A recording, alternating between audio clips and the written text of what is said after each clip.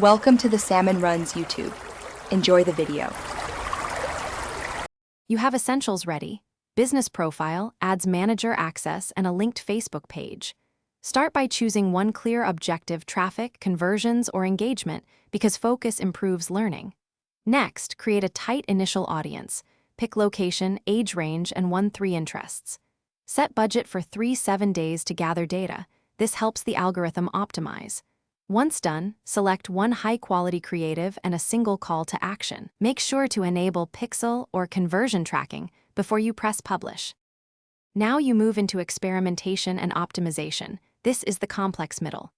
Run 2-3 creatives, vertical video, single image, and a carousel to see what resonates. Use a/B tests. Swap one variable at a time, such as headline or audience, so results are meaningful. Monitor cost per result and frequency daily. If performance drifts, narrow or broaden audiences by small increments. Once you spot a winner, scale slowly by 20% increments. Make sure to check placements and mobile-first assets for smooth delivery. Finish by scaling and solidifying gains. Duplicate winning ad sets and increase budget by about 20% every 48-72 hours. This maintains algorithm stability. Measure ROAS, CPA, and funnel drop-off weekly so you know where to improve creative or landing pages. If performance worsens, pause low-performing variants and refresh creatives with new hooks or offers.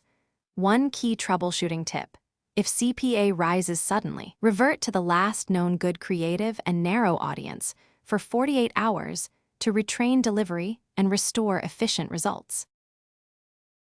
Thanks for watching. Consider subscribing if we helped you.